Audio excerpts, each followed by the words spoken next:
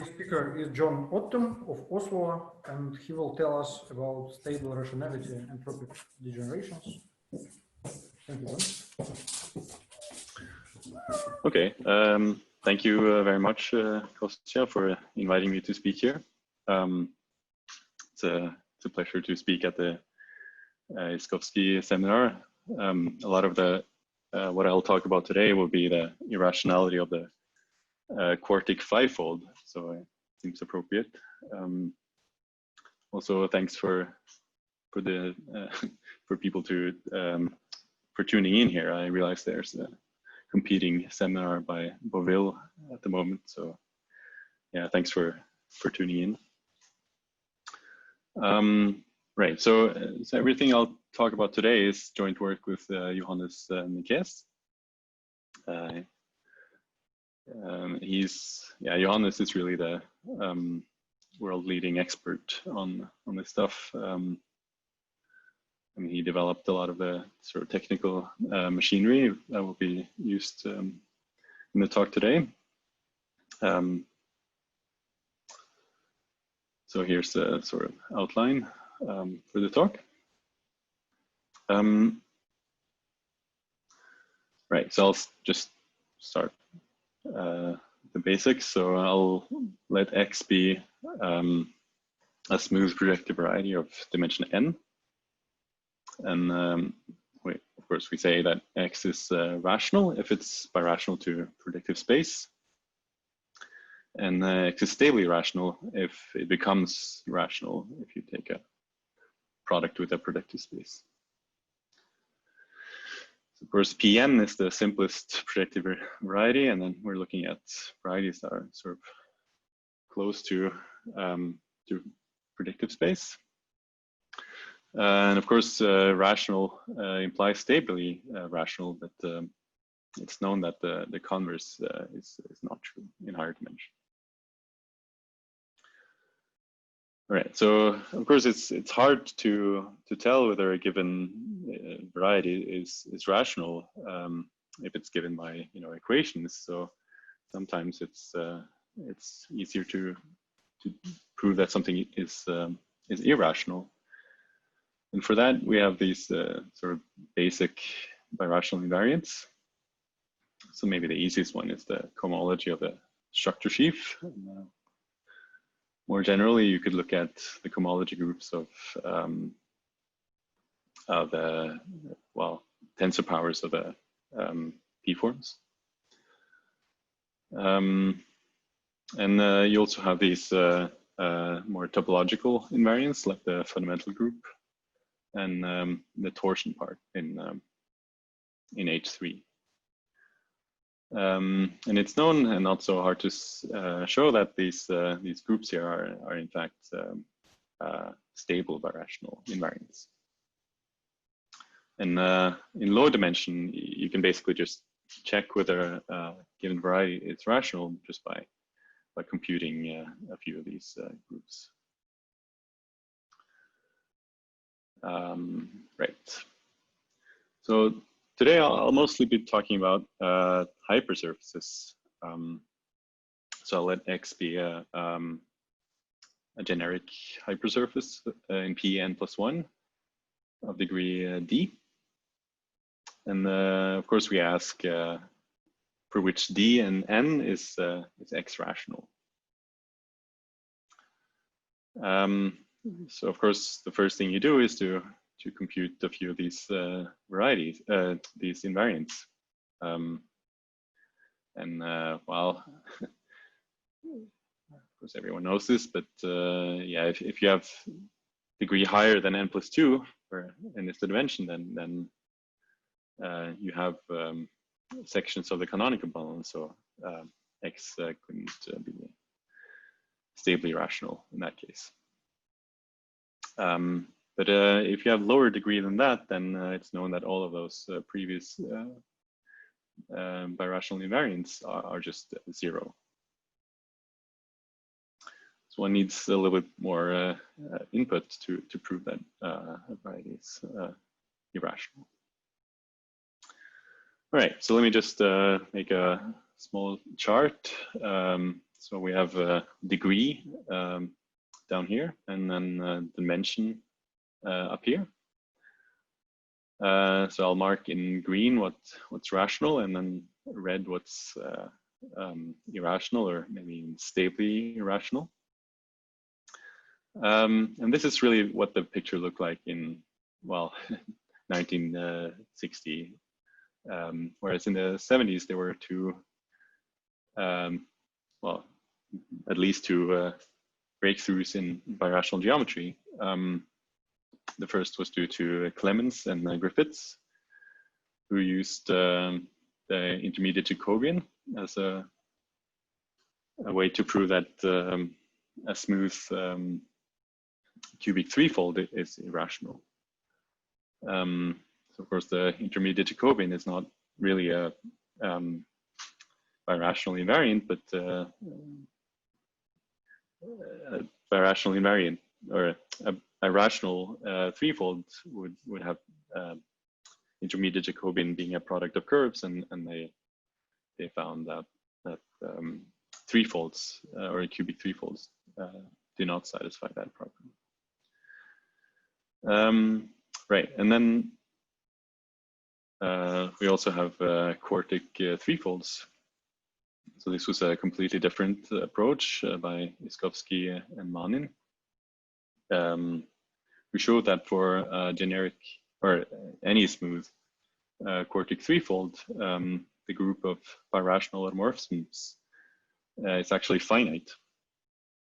So it couldn't possibly be birational to predictive space.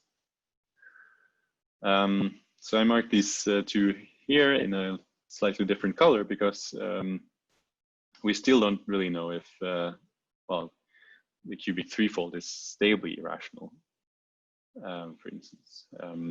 But now we do know that, okay, so yeah, we know that the quartic threefold is now stably irrational, at least if the quartic is very general. And this is due to Ottem and Pirutka.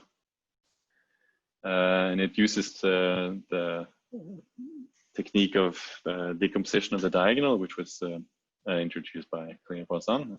So this is a fairly recent breakthrough, the last 5 years.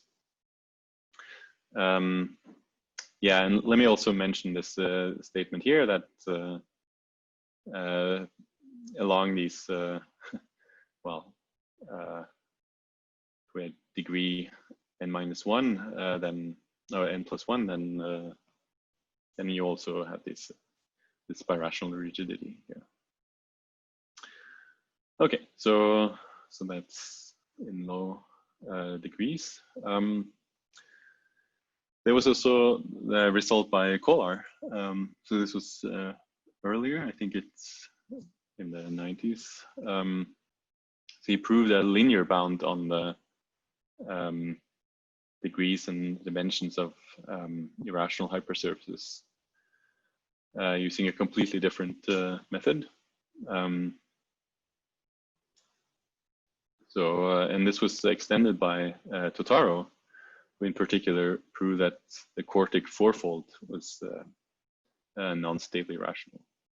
And that approach basically, well, it's a combination of a bunch of techniques, including this decomposition of the diagonal and Kolar's degenerations.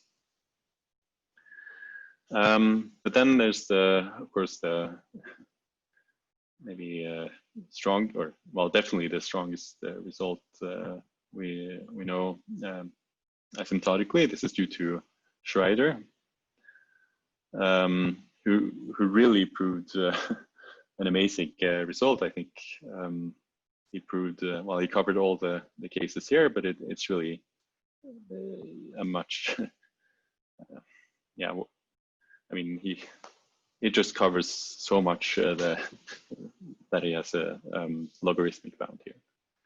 And I think this is really a sort of spectacular achievement. Right, so today I'll talk about well, one new box here, the quartic fivefold. This is maybe the well, now I think the cubic fourfold case is of course the most interesting, but I still think this is it's not so far away. But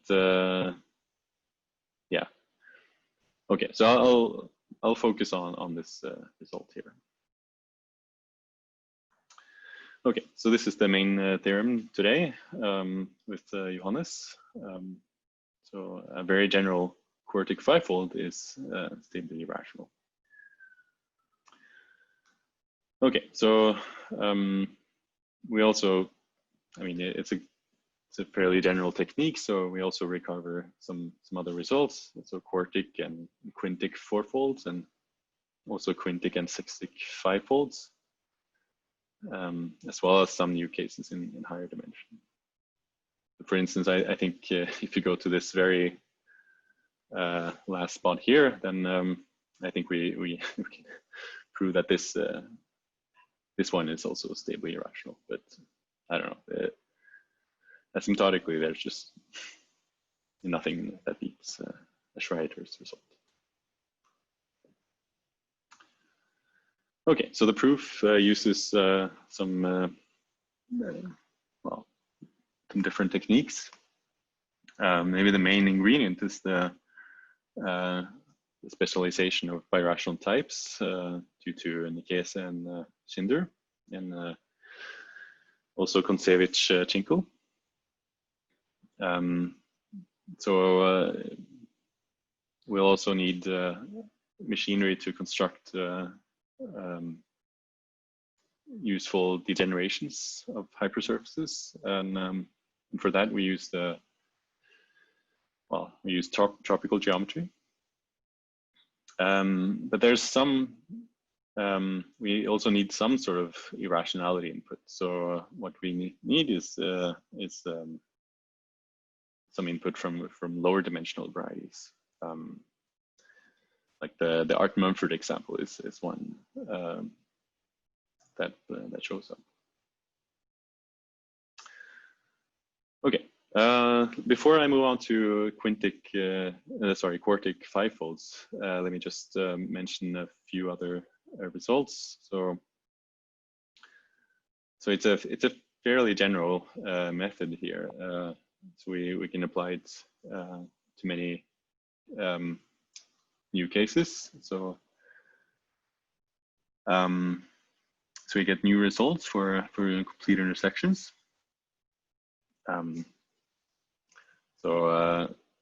Well, for instance, intersections of quadrics, that's an interesting case. We get sort of infinite families of stably irrational intersections of quadrics. And yeah, we also get sort of logarithmic bounds a la Schreider's result. But of course, I would like to emphasize that we use results by Schreider as input here. So we don't improve anything about hypersurfaces, for instance. Yeah, so I mean, you're not really confined to work inside PN. It really applies to like most toric varieties. So one interesting class of toric varieties that we look at is products of predictive spaces. So there's quite a lot of literature on this, Fano fibrations and like Kuschle fourfolds and stuff like that. So we also get quite strong results for those. In particular, I would like to emphasize one example, which is the following. So it's the generic complete intersections, generic complete intersection of a quadric and a cubic. And this is stably irrational if the dimension is equals 4. So this was known in dimension, well, in P5 by I think Hassett and Schinkel. But the 2, 3, 4-fold in P6 is new, and this is an interesting well, class of Fano varieties, because it's really the last missing piece in the rationality problem for complete intersections for up to dimension 4. So and John, and what about Gushli-Mukai fourfolds? That's it's something I'm thinking about a little bit. There should be some results there as well, but it's more complicated because you're not degenerating inside a toric variety. But yeah, we'll see. But you can degenerate Grassmannian 2.5 into a toric variety, and then you can degenerate. Indeed, that's right. That's right. Yeah. Yeah. Okay. So anyway, this is an interesting class of 4-folds, I think, and even a 3-fold case is quite interesting. I mean, it has a long, interesting history, going back to Enriquez and Fano, who thought this would be the sort of first counterexample to the Luroff problem. So Enriquez showed that this is unirational, and there was a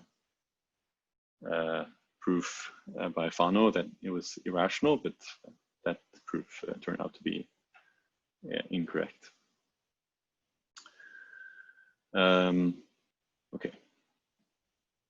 Okay, so I think we're ready to sort of start on the proof for quartic 5-folds.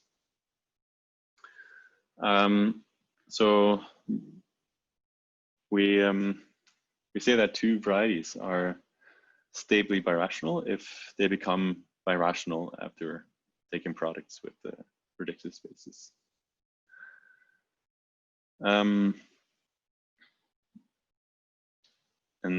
Yeah, so we'll denote SBF. That's the set of it's a set of stable birational equivalence classes.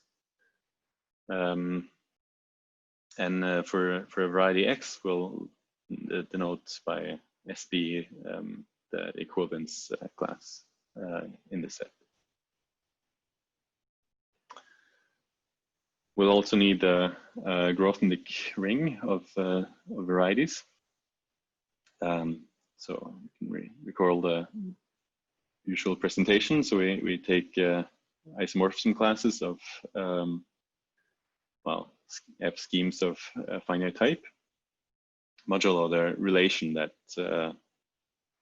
well, X is equal to Y plus X minus Y, where Y is some closed subscheme. And it's also a ring because the ring product is given by well, the fiber product. And we write L for the class of the affine line in the Grothendieck group, or Grothendieck ring. So the starting point is the theorem of Larsen and Luntz. And so this is a theorem that holds in characteristic 0. So there's a unique ring map from the Grothendieck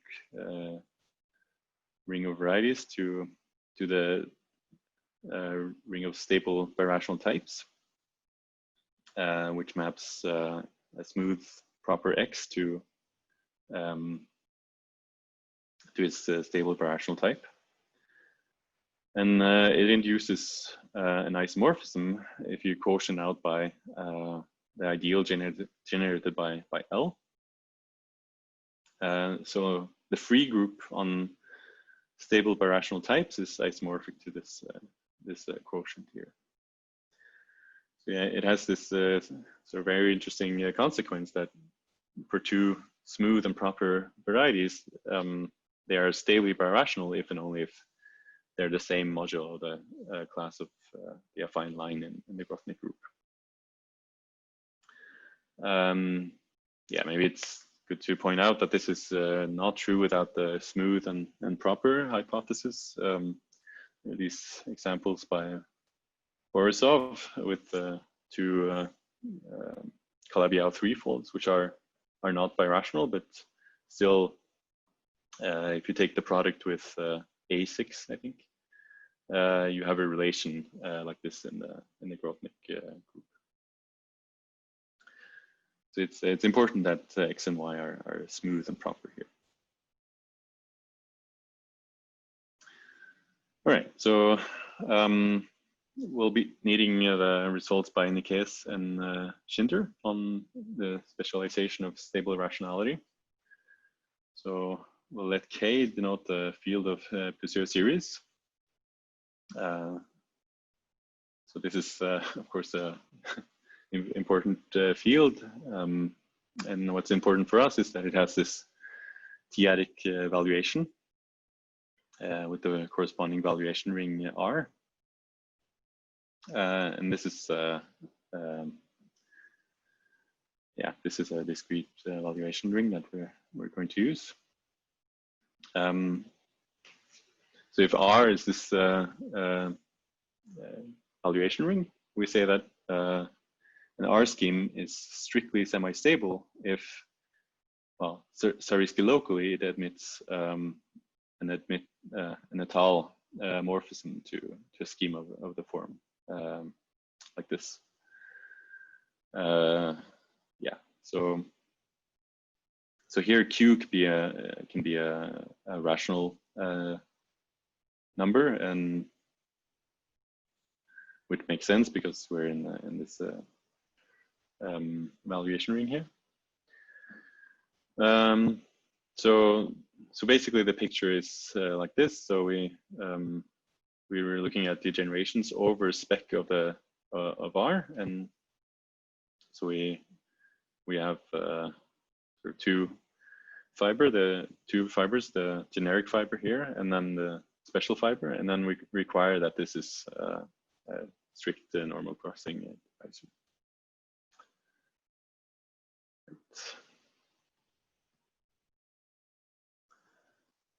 Okay, so if we start with a proper and a semi-stable scheme over R with a special fiber like this, so we're assuming that this is reduced. Then there's this very useful theorem by Nicaise and Schindler.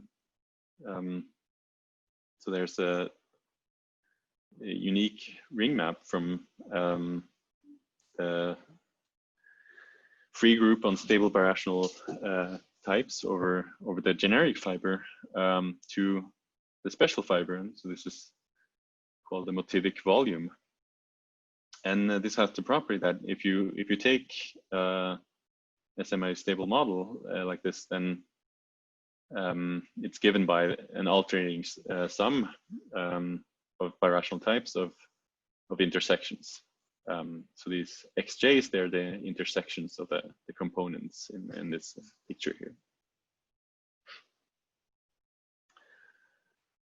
Okay, so this is going to be a very useful result for us. So just let's remark a few consequences of that formula. First of all, it sends spec of the, well, it sends spec K to spec C. So that means that it gives you a sort of obstruction to stable rationality of the generic fiber. So if you take a family over the DVR and with and you want to check whether the generic fiber is stably rational, you can just, well, as long as you pick this model and see that this alternating sum doesn't equal or cancel out to speckle the point, then this will not be stably rational. So in particular, if you start with an R scheme X, which is not just semi-stable, but even smooth, then the motivic volume here is just given by the fiber itself. So that has the consequence that geometric stable rationality, it specializes in smooth and proper families in characteristic 0. So there's basically in the case in Ginger, they use this argument to prove that stable rationality is a closed condition in smooth families. So the result is that if you have a family over some Noetherian scheme S, then the set of fibers where the geometric fiber is stably rational, that's a sort of countable union of closed subsets of S. Yeah, I mean it's fairly elementary to see that this is actually a union of or a countable union of locally closed subsets, but sort of the main input here is really that these are actually closed. All right, so I guess one way to use this is to, using this result, we can, for instance, prove that the very general quartic solid is stably rational. And that's just because, you can deform to the Ottem-Mumford example. So the Ottem-Mumford example is sort of famous for having torsion in the in H3. So it's definitely not stably rational. But even though when you take a small deformation of this example, the nearby quartic solids will be smooth and, of course, not have any torsion in H3. But yeah, basically you can use the degeneration argument to that example to prove that a very general quartic solid is not stably rational. I mean, you have to work a little bit because the other result needs a semi-stable model. So you have to resolve a little bit to make sure that the singularities are okay. But these are just nodes, so yeah, it's fine. But okay, so this was a degeneration with really just one component, with some maybe singularities. But if we just use more sophisticated degenerations, then you tend to get much better results. I'll try to explain this for quartic fivefolds now. So first I need to tell you about tropical degenerations.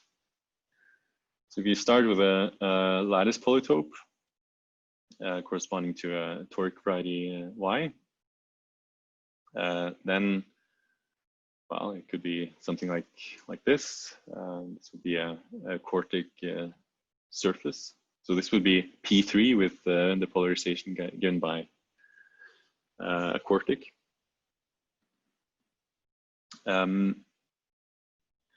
If you take a regular subdivision of that polytope, meaning that you chop it into a bunch of lattice polytopes,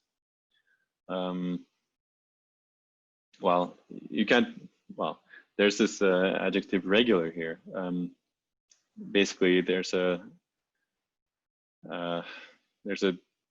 quite useful class of subdivisions of lattice polytopes that,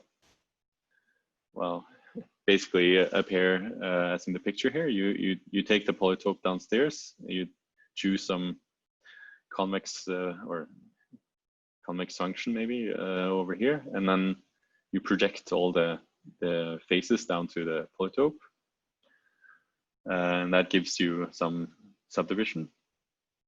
And of course, we want this to be also a lattice subdivision. So if you take a polytope plus some regular subdivision. John. Yeah.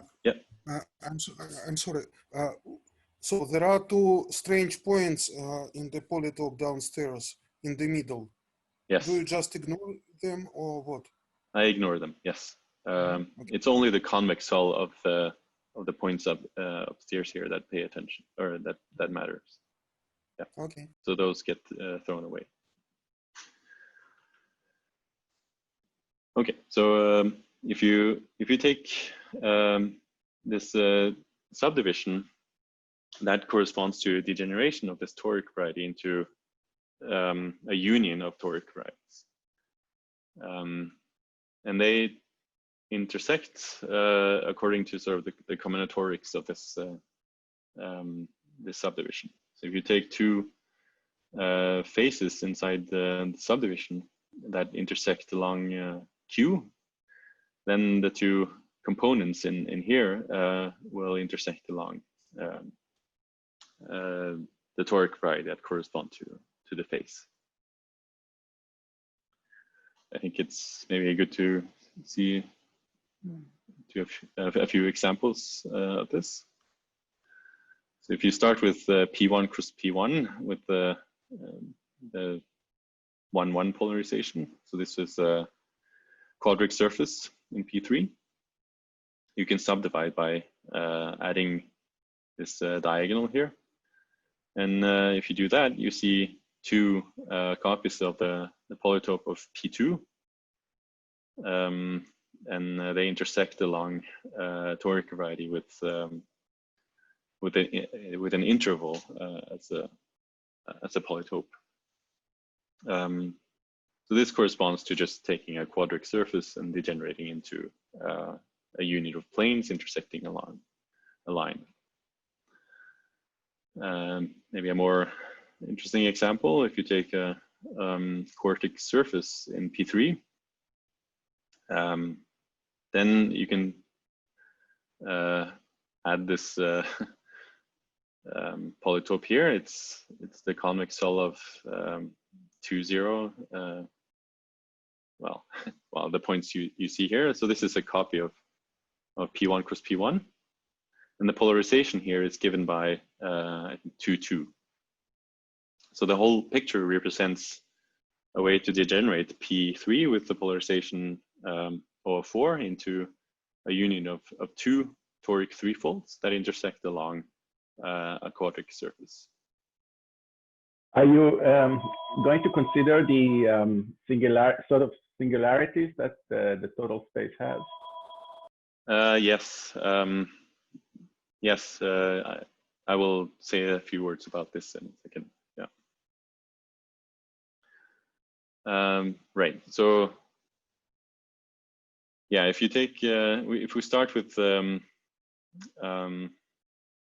lattice polytope delta in Rn+1, and we take a general polynomial with that Newton polytope, well, we can define these other polynomials by, for each face in the subdivision, we just pick out the terms that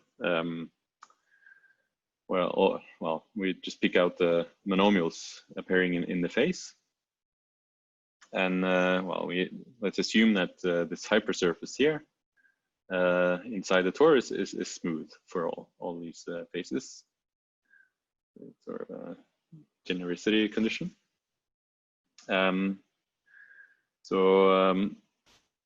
Yeah, maybe the first theorem here is that there's a sort of maybe combinatorial way to interpret this this obstruction that I mentioned So basically, if this alternating sum here is different from the class of the point, then a very general hypersurface inside the torus with that Newton polytope is not stably rational.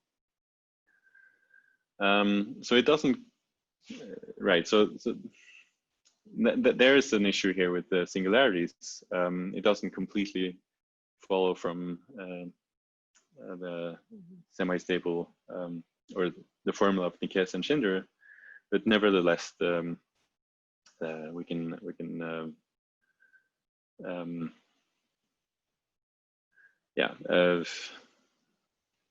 we can sort of control the singularities to get this statement here that we need. Okay, so this is one result that we're going to use. Okay, so let me just well, go to the heart of the matter, the quartic fivefold. We start with the Newton polytope of the generic quartic fivefold. So it's just 4 times the unit simplex. And what we're going to do is to insert a phase given by this equation here. So the whole polytope is 6-dimensional here. So this is P6 with polarization O4. And if we add this phase here, basically we're taking the unit simplex and we're adding this polytope here. And this is exactly the Newton polytope of the double quartic fourfold. So it's a double cover because of this coefficient 2 here. So basically what happens is that we take P6 with the polarization O4 and we degenerate it into a union of 2 toric varieties that intersect along well, toric fivefold. And if we see what happens for the quartic hypersurface, basically you get a degeneration of the quartic fivefold into 2 hypersurfaces that intersect along a double quartic fourfold. Sorry, John, all these toric varieties in this example are weighted projective spaces, right? Yes, that's right. I can make it a little bit more explicit. All right, so we get these 2 components. Yeah, and before I make it explicit, let me just say that this the generic double quartic fourfold is stably irrational by Hasse-Puri-Kachinko. So this is one ingredient that we use for the rest of the argument.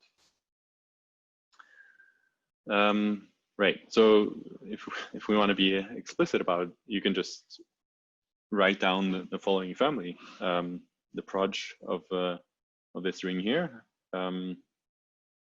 You see that if t is not equal to 0, you can basically just sort of solve for y and plug it in here, and then you have a quartic fivefold.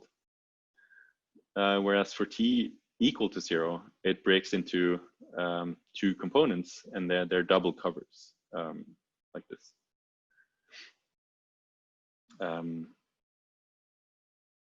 Right, and yeah, so there's another trick here. So what we can do is to choose this polynomial f to be invariant under permuting these 2 coordinates here. So that has the advantage that the 2 pieces that you get, they're actually isomorphic. So x1 and x2, the 2 maximal strata in the special fiber, they're isomorphic varieties.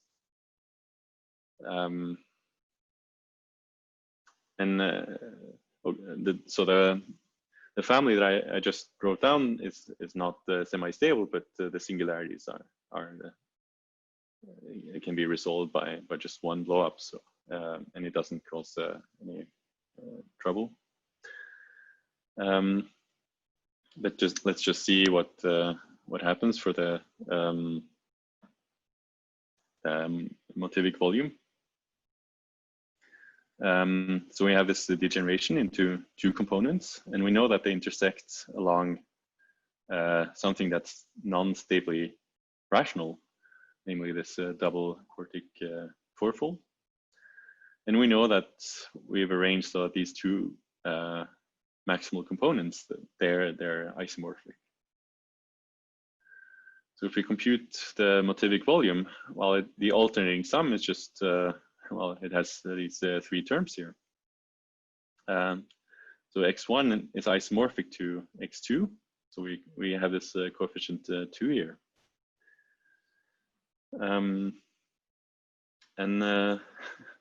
Right, and then we're done, because this couldn't possibly be or it couldn't cancel out with this thing to become the class of a point in this free group on stable birational types, because well,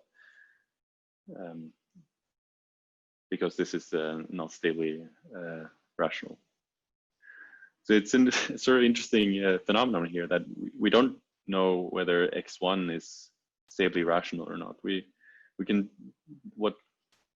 just deduce it from this lower dimensional variety, the x1 intersected with x2.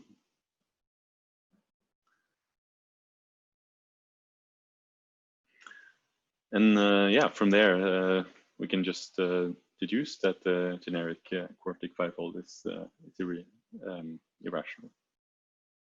Sorry, and I missed, how did you manage to ignore x1? How does this coefficient 2 help you to do this?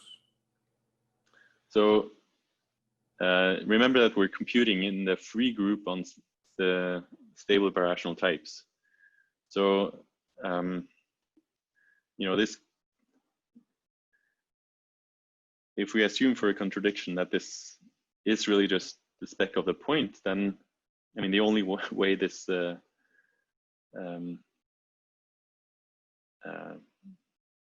this could work would be that this is actually equal to spec of k. I mean, 2 times something minus. I mean, if you want, you can just. I think I see it. So you just it's just how free abelian groups look like. That's right. I mean, if you want, you could just reduce the whole thing modulo 2, and you see that you get a contradiction. No. John, I'm sorry. Still, imagine that the class of x1 is something like 2 times the class of a point, and the class of the intersection is something like 3 times the class of a point. Then everything cancels out, and you get the class of a point as this combination. No, I think so I think that couldn't happen in this. I mean, we're assuming that we compute in this, I mean, the free group on stable birational types. So, I mean, so I think what you're describing couldn't happen. Why? I mean, there are no relations in this free abelian group.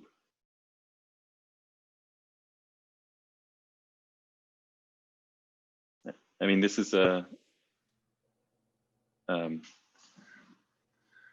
yeah, this is a big difference with the Grothendieck group of Grothendieck ring of varieties. Here we're really just computing in Z of the stable birational types, and yeah, there are no relations here at all.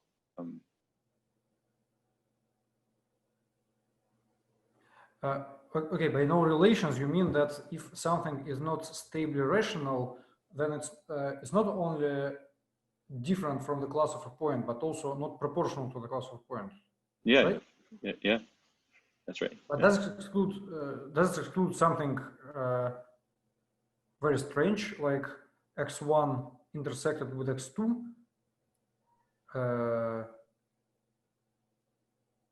Just a moment. I think the confusion is the following. So if x1 were stably birationally equivalent to x1 intersect x2, you'll have a little bit of cancellation, but then you get the contradiction that x1 is stably rational and at the same time stably birational to x1 intersect x2. So yes, exactly. There can be an equation there, but the equation is impossible. Exactly, yes. Do you follow, Sasha? Or? I think I still need to think about this, but I will do it later. Okay. Okay. Yeah. Fine. Yeah, but this is a very important point that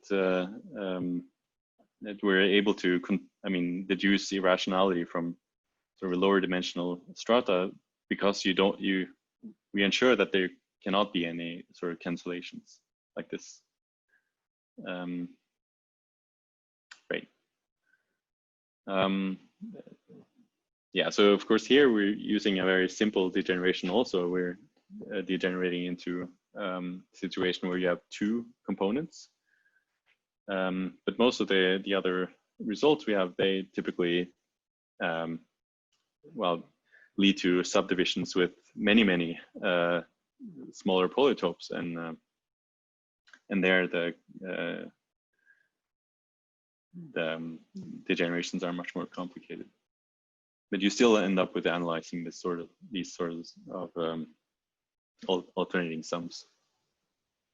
So the general strategy is always to take some polytope and you try to ensure that there's some polytope in there that corresponds to a stably irrational polytope, stably irrational hypersurface. And if you can ensure that you can, if you can subdivide so that all of the other polytopes in here, for instance, are rational, or at least they don't cancel out with this thing, then you're done. Okay, I think that's the end of the talk. Yeah, thanks. Thank you very much, John. It's like really amazing, and the pictures are also very nice. So, any questions about the talk?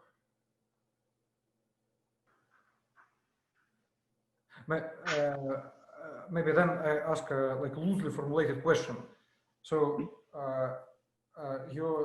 in your example with the quartic, you produced some degeneration and then deduced stable non-rationality from the fact that something low dimensional is already known to be non-stable rational. Yes. But a priori, it looks possible that maybe there could be such a picture where you deduce that something lower dimensional is. Do you know examples of an argument like this where you use something lower dimensional from something higher dimensional? How about the cubic, for instance?